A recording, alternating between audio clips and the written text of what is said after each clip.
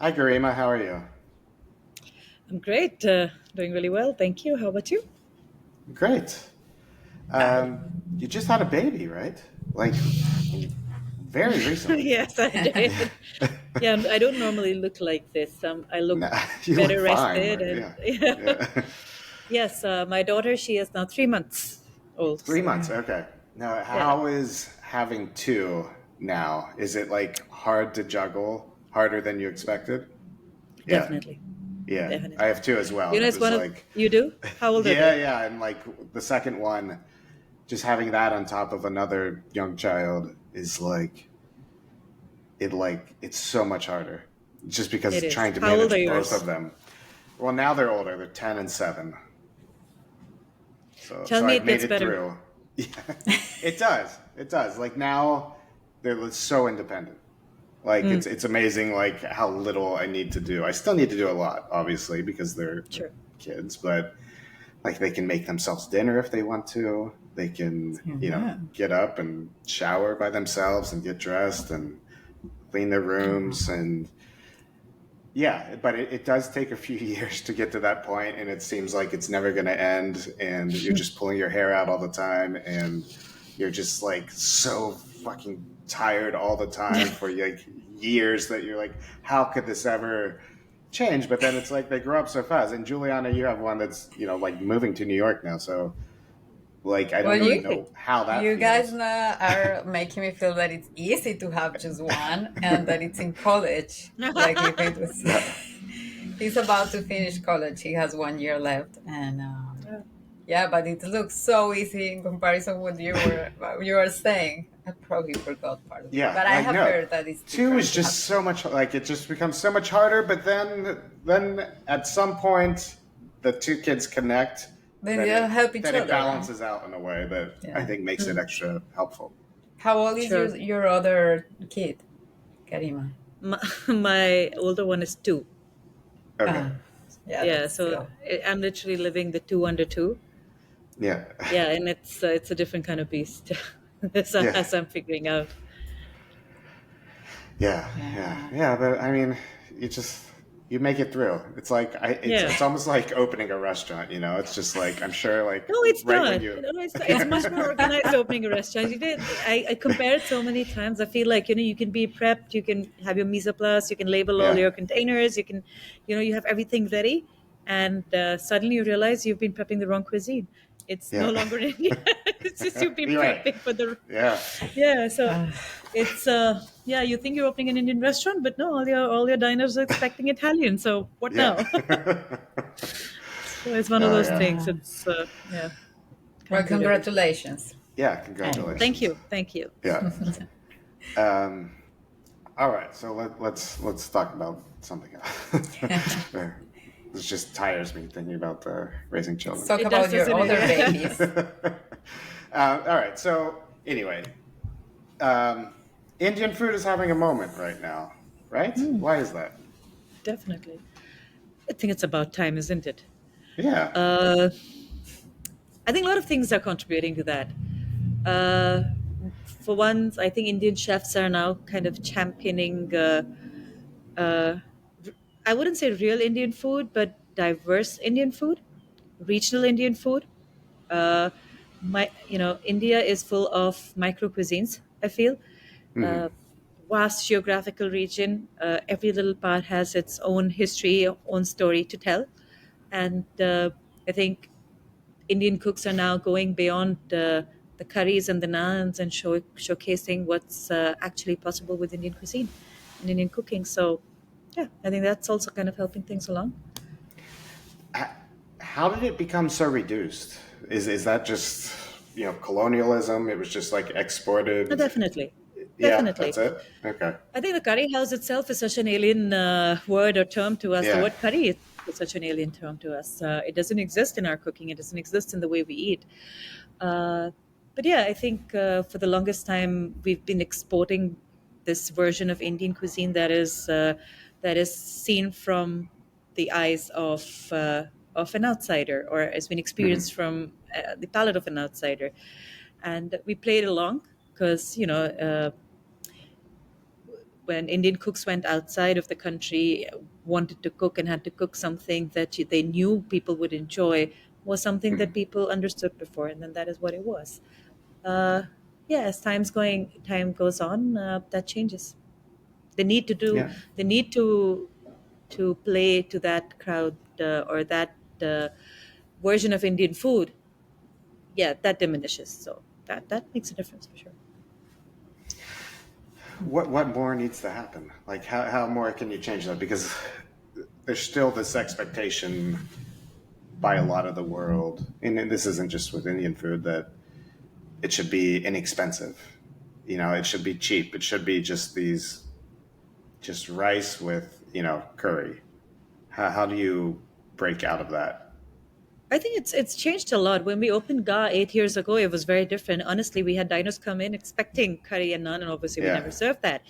Uh, yeah, we had a lot of unhappy diners 8 years, 9 years ago.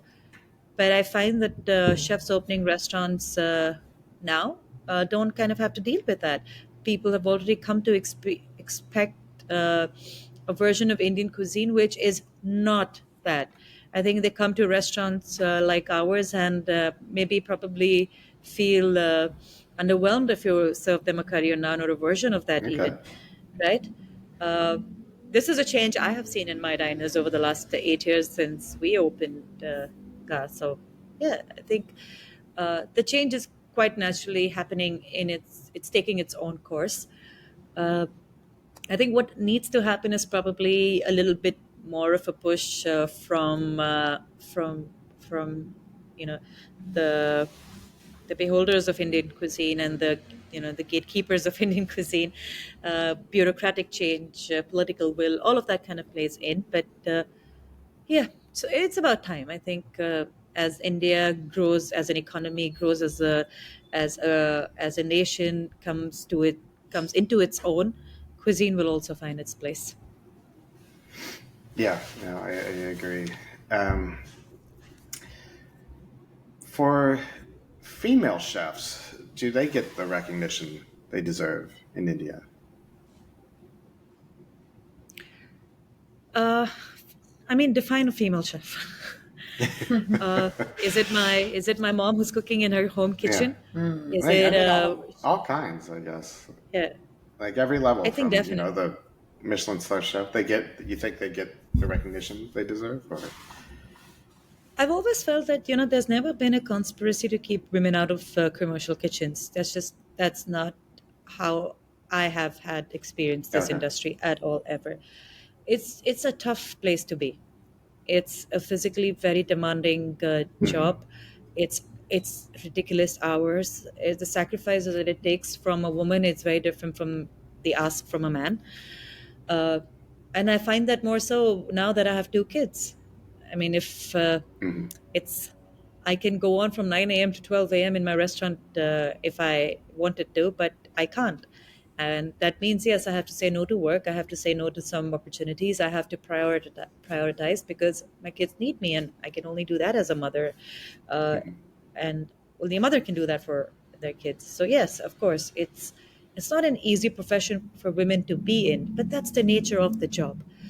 Uh, Again, the ask is changing. Uh, Hmm. from the longest time, it's been a sort of a blue collar job. It's changing. It's Hmm. kind of attracting more Harvard graduates, and Yeah. it's becoming a white collar job. It's probably more intellectual now to be a chef than it was 10 years Yeah. Of ago. course. Uh, I think that helps. That helps to see more women in the profession.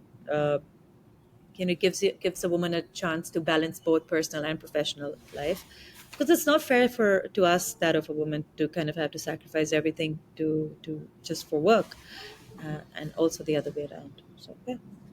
Yeah. Yeah. No, men should have to sacrifice just as much. Of course. You were a journalist before, right, Garima? How was that transition, and what made you to decide to go for Yeah. this?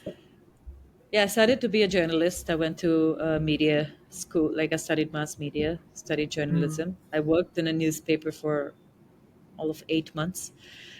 I wasn't very good at it. Yeah.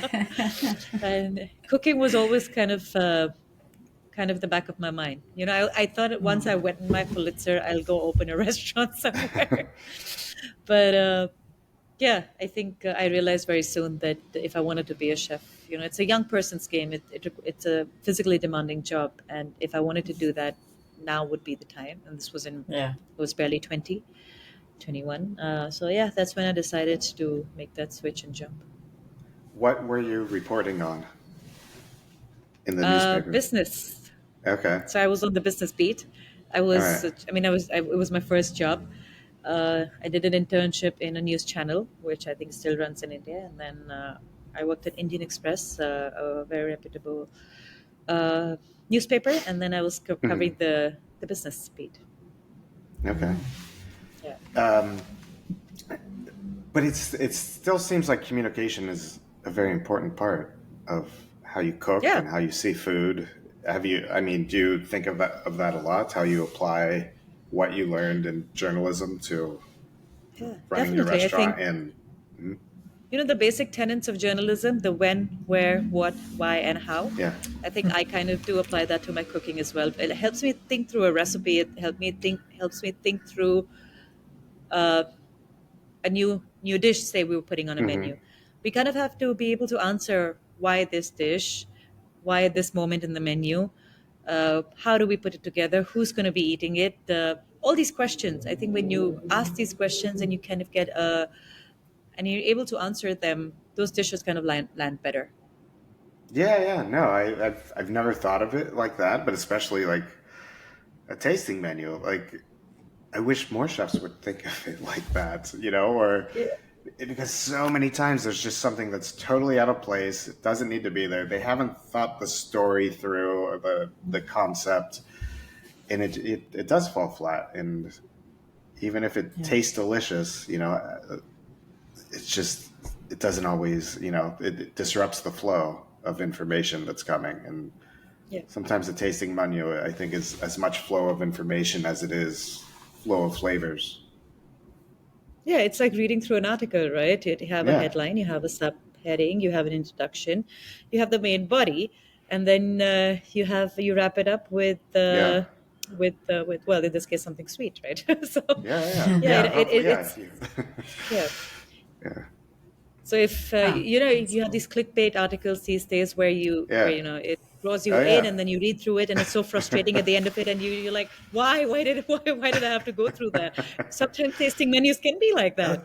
You Totally, go through totally. That's yeah. There's Yeah. clickbait tasting menus. Absolutely. that's very For hearing. Yeah. Yeah, yeah.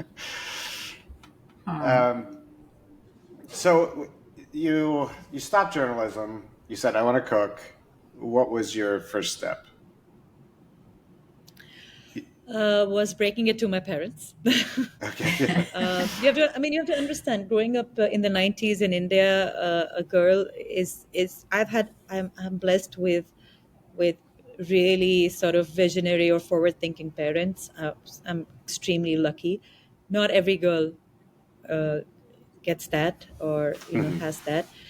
Uh, it was first telling my parents that this is what I wanted to do. I wanted to go and study uh, cooking of all the things. My father had always told me that I may not be able to give you a lot of money in your lifetime, but one thing I will always pay for is your education. So whatever you want to study, whenever you want to study, you come and tell me, and I'll pay for that. And he expected me to do like an MBA. That's what Indian kids normally do. Maybe a post grad in journalism. hmm Doctorate or something. And I went up to him and said I wanted to be a cook, and he was really happy. He Yeah. loves to eat. Okay. He loves to eat, and I get my joy of cooking from him because I saw him Okay. cooking a lot growing up, and we used to spend a lot of time in the kitchen together. So yeah, so he was very happy. He didn't think I'd probably do everything that I did after and actually make a career out of it. He just thought that I'd come back and cook really good meals for him. I do still cook for him, but hmm but yeah, he never expected me to go down this road because it was unheard of, Yeah.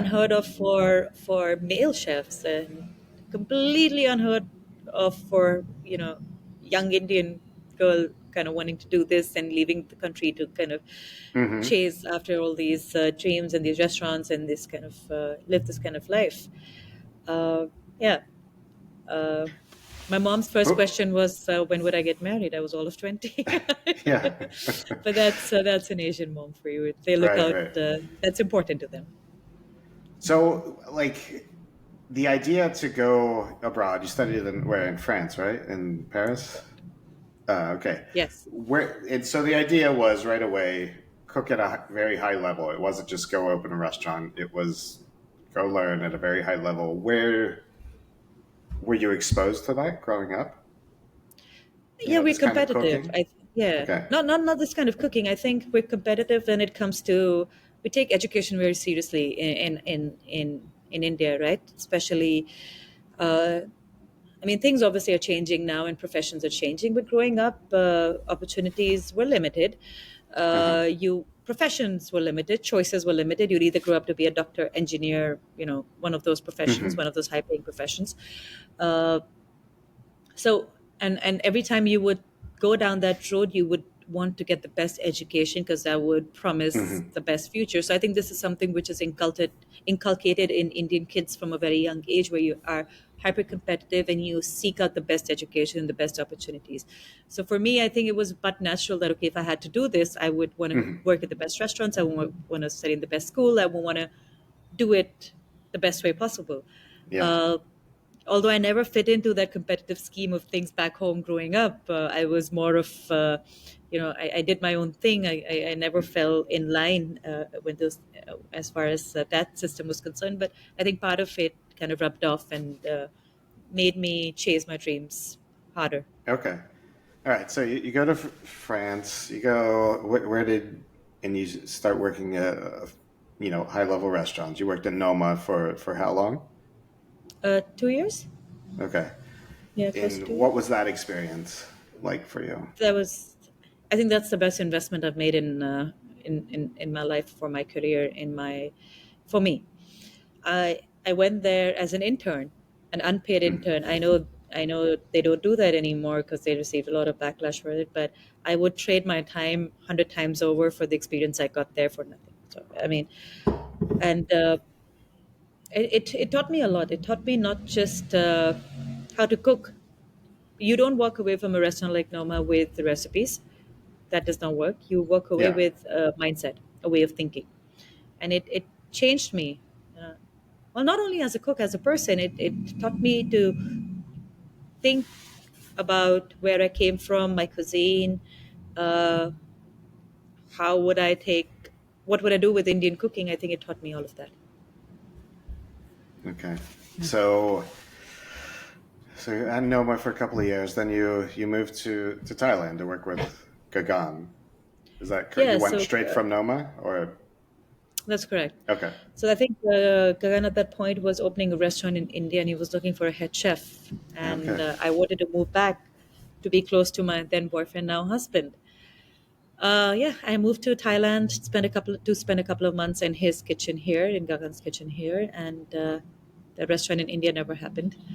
Yeah. Uh, One thing led to another, and I met investors in Bangkok, and they offered to do a restaurant with me, and yeah, that's how Ga was born. Okay. And all right. So you were okay. So just trying to like put this in my mind. So you're cooking Indian food in Bangkok with Gagan, and then cooking Indian food in Bangkok with your own restaurant. So how did you think like I have to make this very different from Gagan? Even Yeah. I know I his mean, to be food's honest, I very only worked at Gagan's restaurant for 3 or 4 months while Ga was okay. being built up. So, yeah, I didn't have much to contribute to his restaurant, and probably didn't take much away either. Okay. But yeah, just to clarify, yeah, he was an investor in Ga earlier. Okay. Him and the other investors. Again, I think they all broke apart, and when they did, I moved away and opened Ga by myself. So we were Okay. together. I think this was during COVID when everybody decided to part ways. So yeah, I didn't spend a lot of time at Kagan, to be honest, or in his But kitchen. still like just thinking, you're in Bangkok. How many high-level fine dining Indian restaurants could there be? Like, did you Mhm. think in your head, like, I have to make this very different from what he's doing, or I anything mean, like yes that? and no. I think our approach Okay. to food is very different. I don't know whether you've eaten at his restaurant or I know you I haven't eaten haven't at been Ga. to his restaurant, but I've had his, like, he did a pop up in New York, like a Ah, dinner. So I've sure. had that, but Yeah, I think that's our it. approach Yeah. is very different. Yeah. We look at Okay. it's the same way to, I guess, two Spanish chefs look at Spanish cuisine very differently. There's a Hmm. very big difference between, say, what they do at Echebari versus what they do at, at El Bulli, for example. They're very different No, no, no. approaches to the same cuisine. I get that, but it's like you're both in Bangkok at a time when there isn't a lot of fine dining Indian places Sure. around the world Yeah. at all. It's like Yeah. maybe India, but Yeah. it's a very niche category, and suddenly Mm. there are two. Maybe I don't know. Maybe there are others. Maybe I don't know that much about But Bangkok. I haven't been now there there. are quite a few. Okay. All In right. like I said, this is very recent. That Yeah. uh, yeah, it's much easier for chefs today to showcase modern Indian restaurant than it was Yeah. probably 8, 10 years ago. Definitely. Uh, I think if I understand your question correctly, it's how multifaceted Indian cuisine is, and Yeah. there's so much to showcase. It didn't really ever occur to me or bother me that we might be telling the same story. Yeah. Yeah. Uh, Yeah. That makes total sense. Yeah. And Yeah. what No, is it's your story? How will you summarize your story or your approach to it? uh, I wish I had a clear answer for that, but I think I'm still kind of trying to articulate what we do at Ga. But I think in this moment, the best way to put it is it's telling it's uh, it's putting forth Indian food how I enjoy it, how I see it, how it makes sense to me in the 21st century to the modern diner, uh, drawing context from memories, from flavors, from moments.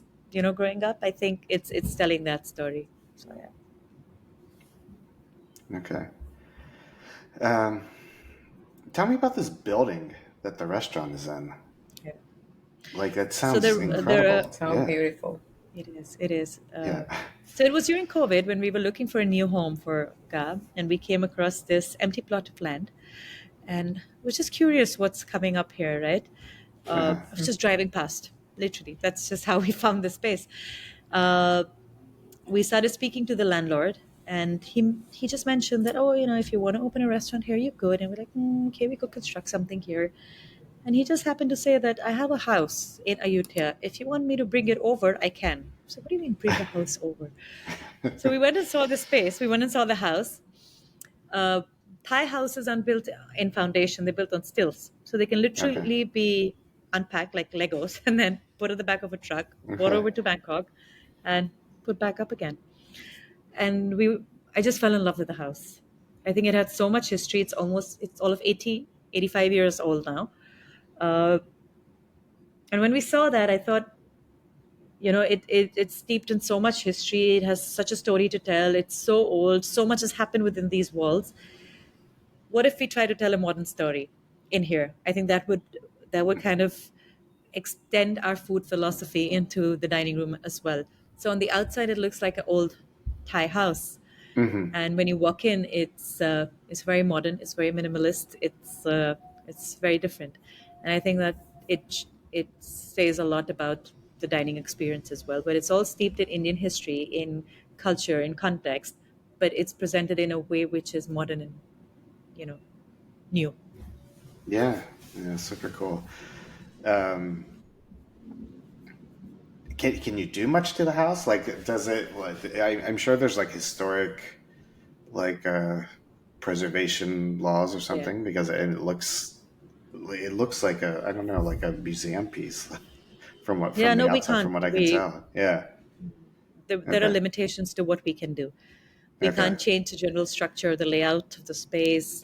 We need to preserve the wood we can't change the wood without the Hmm. without the. So there are carpenters, or there are a few companies. I'm calling them companies, but these are generational sort of skilled workers who work on preserving Thai houses. There are a few of them around, and you kind of have to work with them to make any changes within the house or Okay. outside. So they have to kind of okay it. So we were able to have the inside painted as long as we promised that it could be, shaved off. But the outside, no, we couldn't change it at all.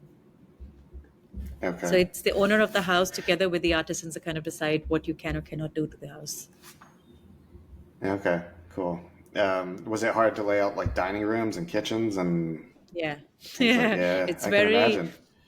It is restrictive, yeah. So because so the lower floor is obviously bricks and mortar and concrete, but it, Hmm. it it mirrors the space upstairs, which is the Thai house. Okay. Uh, yeah, I mean, we had to kind of work around it.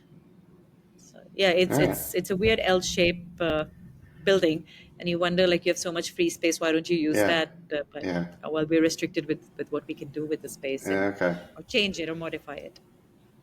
But What I think about that's ingredients? Do you import yeah. some? Do you get some there? What is the So logistics I for it? think what 90% of our ingredients are from Thailand. And this to me is very important. I think this is the where of the story, right? I Hmm. Yeah. always say if Ga was in say another part of the world, it would taste very different. Or I mean, it would taste Indian, but the menu would be very different. We wouldn't be doing this menu. Hmm. And this is a testament to what is possible with applying Indian techniques to ingredients available in one geographic region. So it's Indian techniques applied to ingredients found within Thailand. The result is something different and unique, which is Indian at heart, you know. And say Hmm. if this was in the Philippines or in Tokyo or sorry in Japan or I don't know in Korea or anywhere else in Asia, I think the menu would look very different and feel very different. But if you were to eat it, I'm sure it would be Indian. You would taste India there. What are the ingredients that need to be imported? Some spices. Hmm. Uh, Thailand has very limited dry spices because Indian cuisine uses a lot of dry spices, but Thailand uses a lot of fresh spices. So a lot of Uh-huh. our spices are coming from back home. We also try to highlight some interesting ingredients that are in season back home, which diners do not try to get, do not get to try in Bangkok. When we had mangoes, Alfonso mangoes, if you've ever heard of them, the sweetest, most delicious Hmm. mangoes ever, and they're Yeah. in season for like all of 4 weeks. So we try to get them in and kind of showcase that. So yeah, some ingredients like that. Yeah, we do try to bring them in. What are there Thai ingredients you fall in love with? Our main course is a durian. Do you know what a durian is? Yeah. Yeah. Yeah. So There is no durian in India, right? No. uh, yes, there is, but not. Oh, okay. I mean, it just maybe a small village somewhere kind of using it Right. in their Okay. cooking. It's not a mainstream ingredient by any means, Yeah. or a favorite ingredient or a Right. Okay. sort of ingredient. So yeah, we do a tandoori durian. We take the durian, we Okay. stick it in the tandoor, we cook it, and we serve it as a main course. So our main course Okay. is Cool. forever has been vegetarian. All right. Again, that's to showcase what's possible with Indian cooking and vegetarian food. Uh, yeah, that was a very polarizing move when I put that on. Everybody was like, "Oh, you're gonna regret this. Nobody's gonna ever want to eat main course. Durian as a main course. It's just not gonna fly." And I think I was adamant that I really wanted to try it out, and Hmm. people come back asking for it. So Okay. yeah, So let's talk about this course more. So it's yeah, durian cooked. I don't know exactly. I don't know too much about tandoor ovens, but is it high heat, low heat? high heat. High heat. Okay. So how long Yeah, is so the it durian cooked? depends, right? So Okay. the way that the tandoor works is during the day when you're using it during service, it's high heat. Hmm. And end of service, you have a lot of residual heat where you can leave things to kind of Yeah. slow cook, and we do that Yeah. as well. So we sometimes dry ingredients in there. We dry, herbs in there to get a little bit of smoky taste. We cook stuff on top, slow cook things on top of the tandoor overnight. But the durian in particular is obviously cooked in high heat. Uh, Okay. we take the we take the meat of the durian out and season it and put it back into the tandoor in its shell, and then let it cook through on the charcoal. Okay. Uh, that's served with a lot of condiments and breads and stuff like that, and so it all comes together like a sharing course, the main course, Okay. All right. which is what Indian food is like, in a lot of chutneys and pickles and condiments, and Yeah. kind of make your own bite, and every bite tastes different. Some bites can be a little bit spicier because you add a little bit more spice. Sometimes some bites are crispier because that's a texture that you can add. Yeah, I'm really fond of that course. So does it feel like meaty? Is it like, It is, yeah. It's meaty. okay. It's All right. it's cheesy, meaty. It changes a lot in texture and flavor when you cook it like that. Okay. Do they cook it? Do they cook durian in Thailand at all ever? Traditionally, probably not, but Okay. but now, yeah. I think I saw somebody doing Hawaiian pizza with no pineapple, but I will call it a That's Chiang cool. Mai Yeah. pizza. I don't know. Right. I'm sure in Italians head exploded somewhere like when they saw that. Yeah. No, that's super How cool. do you explain all this to your staff? How do you explain the essence of it, apart from trying flavors, and how do you translate what you want to from an experience you only had when you were a kid? Because I'm guessing not all your staff is it's coming from India.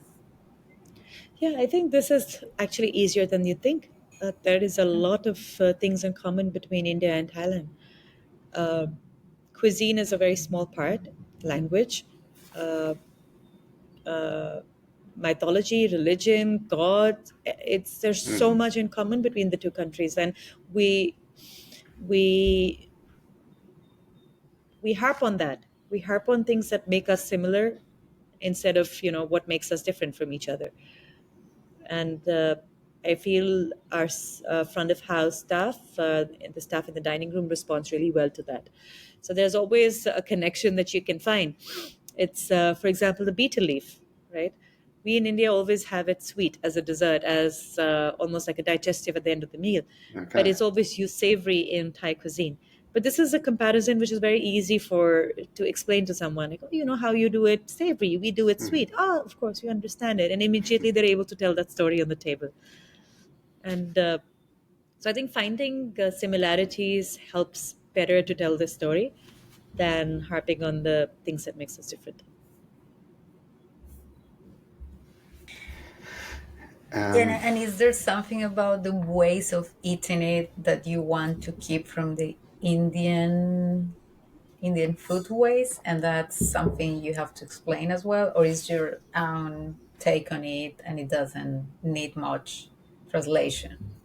This is not only the flavors, right, and the times, but also all the cultural stuff around it. I don't know how much of that you face when you're creating that, or it doesn't. You mean to It's just not. the way to eat a ingredient, or Yeah, the way to? because I mean the fact that you are doing obviously your own creation on a base of what you learned and so and remember, and it's still going on, but all the cultural things around it that are not tangible, I'm sure that influence what you do. Do Yeah, you find yourself having to consciously talk about that, yeah. or is something that you just keep personal and then the staff don't address that? I'm curious about the No, intangibles of it. no. I think we definitely tell the story. The why Hmm. is very important because it's very easy to then fall in the trap of the cuisine being understood as fusion, and that's a word that I hate. Yeah, And it's not exactly. that. The kind of yeah. effort we put in, it couldn't be further away from it being, say, fusion, right? Yeah. Like suddenly you Hmm. see durian on the menu in an Indian restaurant. It's very easy to call it that. uh, that's where it comes on our on the team in the dining room to be able to communicate that cultural reference very, very clearly. So yes, those stories may be personal to me. uh, Most of the time we are able to find a bridge where they understand it and can communicate that to the guest. And sometimes it's okay, you just have to just learn it and just repeat it on the table so people understand Yeah. that there is a cultural reference to this. Sometimes tasting the food also helps. We make sure that our team is constantly tasting. While Yeah. they're tasting, the story is being, I tell them the story. That helps. So yeah, some parts of the menu are easier than others to communicate. Is there a limit of how much you can explain to the diners? Like, Definitely. yeah, because it's like so many times they zone out if you talk too much, I and do. Yeah, even if this yeah, is some something Yeah. complicated, and then they get bored, and then the food gets cold or whatever. But yeah, I mean, I think the easiest way is just to they taste it and it tastes Just try good, it. Yeah. and yeah. Absolutely. eventually, yeah, Yeah, food has to taste good, right? That's the yeah, basic. That's like the starting point. You can't over intellectualize every single dish, and every single dish yeah, can't be because yeah, my grandmother did it this way, and then yeah, Yeah. I mean, me as a diner, when I go out, yeah, I've maybe I'm a little bit jaded because I come from the industry, but after a while, you just want to enjoy good food. That's the point of yeah, going out. Yeah. You don't want totally, to be yeah. talked down to. You don't want to listen to these stories. It's yeah, Yeah. it can be too much sometimes. So I think understand, but then there are guests who really want to hear the story. Yeah, They yeah, enjoy it, and I think that is where good hospitality or good service comes in. Knowing your diners, understanding yeah. what they want, when they want to be left alone, when they're actually interested in wanting to know more. Hmm. That is why we encourage chefs to go on tables as much as possible. I think chefs are able to pick up on this much better than sometimes than servers. So you have a different eye on the table. Hmm. Somebody asks a question, a small little question, we immediately know, okay, this is the kind of table that wants to know this Yeah, detail, and I'm sure we are able to get it. right. So all sort of diners out there. Yeah, yeah, totally. Yeah, no, but I'm in the same way. It's like there's a point where you like eaten at so many restaurants around the world and had so many amazing things, and then you get a little exhausted sometimes of it, like, and especially if you go on a trip for 5 days and you're eating tasting menus every day because you're in, Basque Country or Paris or something. And then at some point you're just like, okay, I've eaten so much. I just Yeah. I just want to have a glass of wine and, a nice piece of bread with or whatever, and, just chill out and not think so much. And Yeah. No, and yeah, I totally agree with yeah, you. yeah, And if it up to me, we try to keep communication minimal on the table and let the food do the talking. yeah, And I learned this I went on one of these trips where we were eating continuously over 5 days, one restaurant yeah, after the other. And by the time on the fifth day, I was just yeah, so done. But we yeah, went to this yeah, restaurant where the food was just so good. It yeah, kind of, restarted our appetite and we wanted to eat more yeah, and more. And that's when I yeah, understand. That's when I understood that nobody, food has to taste good. It Mm. yeah, has to taste good and people will eat it and enjoy and understand it. yeah, yeah, yeah, That's what we try. I agree Yeah, with you and there. being so busy, obviously, trying to make this work in an excellent way, and your kids now, how do you keep the conversation going with other chefs around the world, and just the industry or things that can influence your work in an active way? Because at Noma you had access to all that, right? And probably in other jobs you had, but right now, because you have to be so focused, do you find yourself being isolated and disconnected from that, or how do you balance that out? No, you're absolute. It can be lonely sometimes. Mm. Uh, Motherhood is not easy. It's a full time job, and mom guilt is a real thing. I was never the kind of person who would have bought into that, but I understand now. Yeah. So yeah, it's difficult to be in touch with everybody and kind of be at the right place at the right time when you have two little ones who depend on you. So one thing is for sure, it helps you prioritize things better. You learn to say no to things. hmm, Learn to say yes to the things that truly matter and that actually add value to your business, to your life.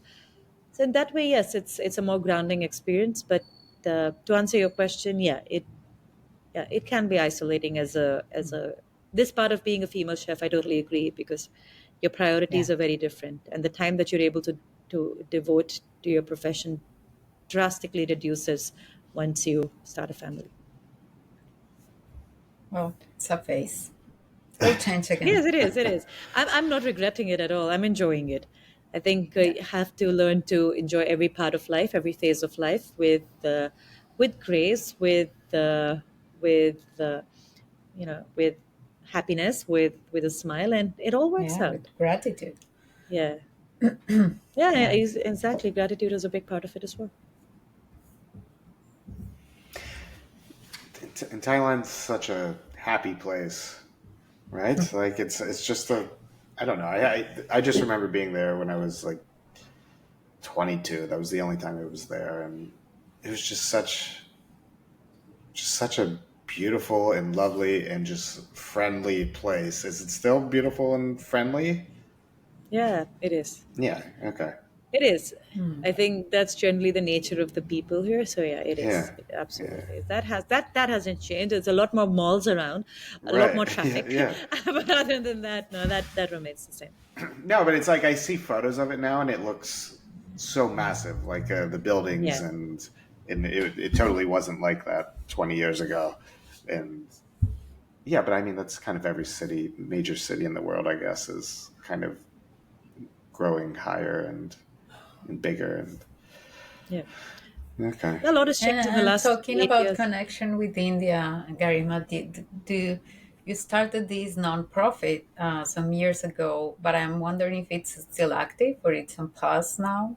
Your It's on pause currently. Yeah, I think it was yeah, during COVID that we had to take a pause because it was the initiative was almost nomadic in nature, where it required for us to travel to different parts of the country, yeah, yeah. and it was almost for 3 years that I wasn't able to leave Thailand, and it's a shame. We started off really well with our Yeah, first trip that's in Telangana.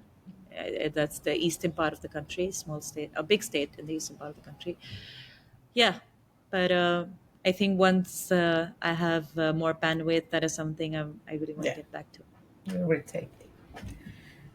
But you opened a restaurant in India, right? That's correct. A Thai Okay. restaurant. Yeah. Yeah, That's There funny. you go. that's we opened in Delhi in December, and we're opening another one in Mumbai next month. Okay. So So this yeah, is casual, right? it's a casual restaurant. It's a casual Okay. Thai restaurant. Uh, yeah, it's taking flavors of Thailand that I've enjoyed in the past so many years, and kind of taking it back home. It's headed by one of my sous chefs, who's Indian. He was the first intern at GA and kind of made his way up the chain, and yeah, now he's heading it back in India. I think Cool. it's as much as I enjoy GA and I love doing what I do here. I think it's also the next generation of chefs from my kitchen kind of now finding their own way or doing their own thing, and we're supporting that in the best way I can. That's cool. I mean, it's it seems like there's a lot of opportunity for Indian chefs around the world now. Definitely. Like there's a high demand for, trained Indian chefs. Like I just remember this moment, and I mostly covered Latin America, and there was this moment when Peruvian chefs, they were like being exported around the world like it was a product almost. Like if you just you worked at a handful of restaurants and you could do some basic things, it's like the world was open to you just because was such a demand for their work and their knowledge. And like just in New York right now, the number of Indian restaurants that are just doing so well and just branching out in so many different directions is like unreal. And like the scene is incredible right now. And I don't even know how many chefs there are that can support all this, and it has to just just keep coming out from all of these kitchens and spreading. But yeah, I'm sure everyone that's worked with you is has amazing opportunities. Yeah, we try. Okay. Yeah, the I mean, it's coming of age, isn't it, for Indian cuisine? It's the moment. It's Indian cuisine's moment. Like I said, it's it's coming up in a big way. Indian chefs are, of course, they're highly skilled. I mean, I'm definitely not one of them. There are chefs who've worked all their life making these intricate, beautiful desserts, and n- yeah, nobody can take those hours away from them. It's actually over years of training that they're able to produce such delicate pastries and desserts. Same thing with the tandoor chef. You really have to be very skilled and very experienced to kind of be able to control that. So a lot of skill, a lot of experience, and yeah, Indian food is tasty. It's delicious. Uh, that makes it very popular as well.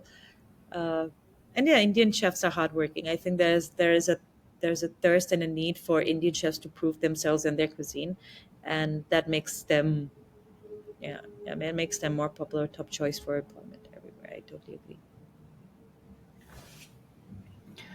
How has um, MasterChef impacted you? Are you still a judge or Yeah, I mean, not this season. I wasn't, okay? because I just had my baby girl. But yeah, otherwise, yes. Uh, I have better appreciation for makeup.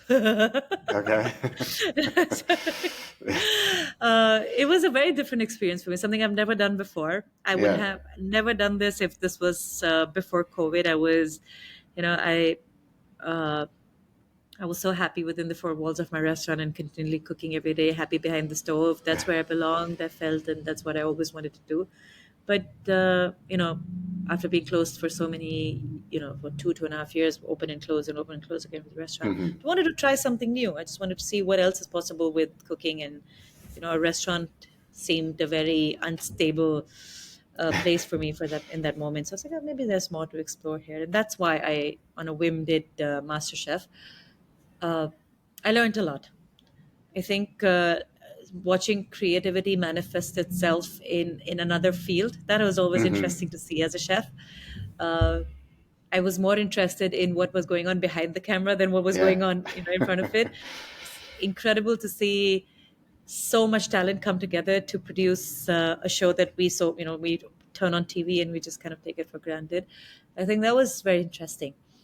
But on the other side of the food side of things, the contestants that I came across and I met there, they had they were chefs or home cooks from small regions of India, little parts of India, and they had so much pride in their cuisine, and they were so excited to showcase what they had to offer, what they grew up eating, what is by no stretch of imagination mainstream even back home. Hmm.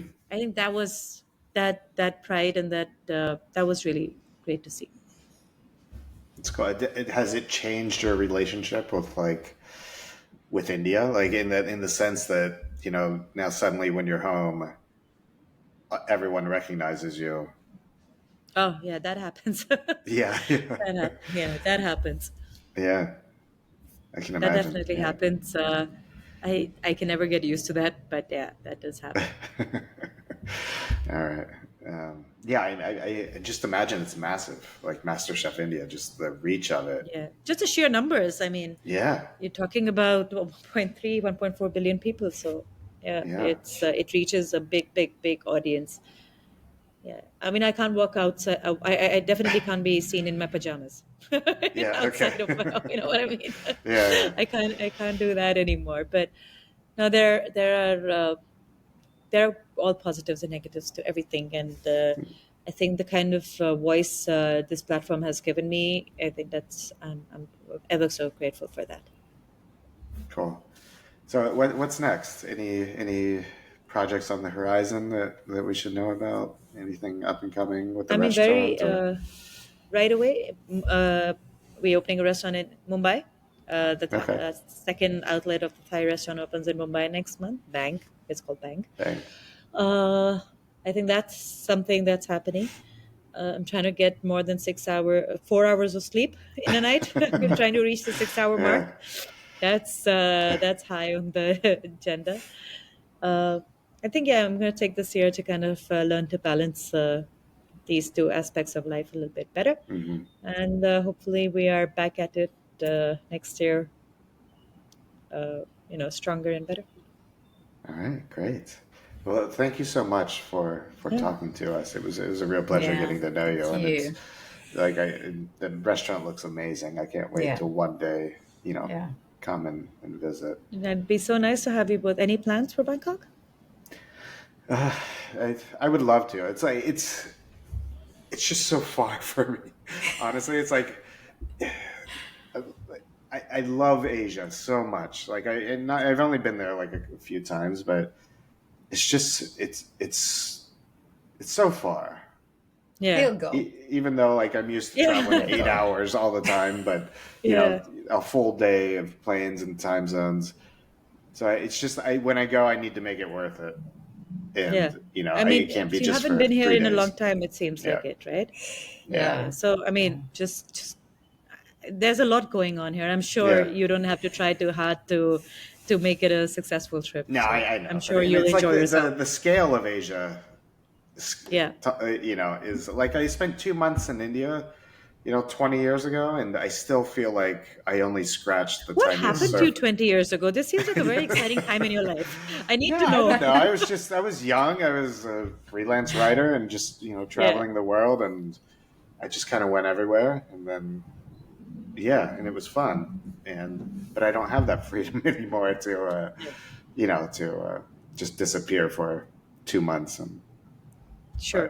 but No, yeah, I can understand that, but yeah. hey, But whenever I will you do come. decide Yeah. to, yeah, and that's for you as well, Juliana. Whenever you guys do decide to be in this part of the world, please, I Thank insist you. that you look us up. Yeah, Let me I'd know. love to.